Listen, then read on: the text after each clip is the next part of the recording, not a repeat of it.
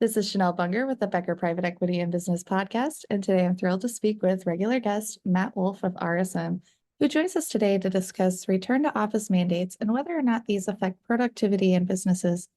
Matt, thank you as always for joining me. I'll go ahead and let you take it away so you can tell us about some of the things that you're seeing out there. Yeah, thanks, Chanel. We've been having a lot of conversations, and there's been a lot of headlines around return to office mandates, right? What is best? Does working from home boost productivity?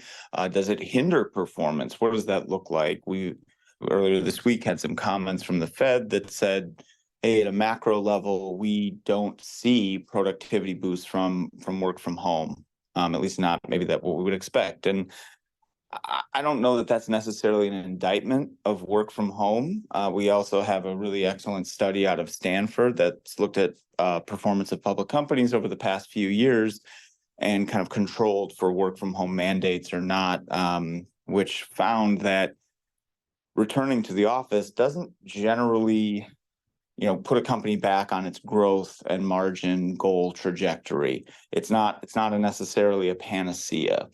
And from my perspective, I think that makes sense. Essentially, it just means that there is no one size fits all strategy, right? We're not seeing it in the macroeconomic data. That makes sense. We're not seeing it in other studies, good or bad, one way or another, really.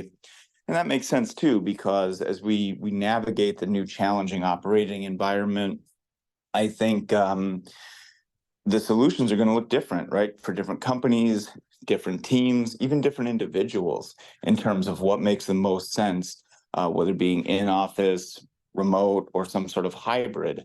And I think, the leading organizations, the winners, are going to be ones that embrace that flexibility, even down to that individual employee level, right? And if we think about it, employees, all of us as individuals, we're so used to sort of customizing our lived experience, right? We buy goods, consume media, enjoy services when, where, how we want to, digitally, physically, mixtures, and the workforce needs to look similarly to that. Now, it's not suggesting that that means work from home. You can just kind of slack, and that's obviously the challenge of work from home, right? And that's going to require new management techniques and styles from all of us. But this has been a seismic shift, and I think in terms of flexibility of working, and despite the headlines that have been out recently, we haven't seen data to change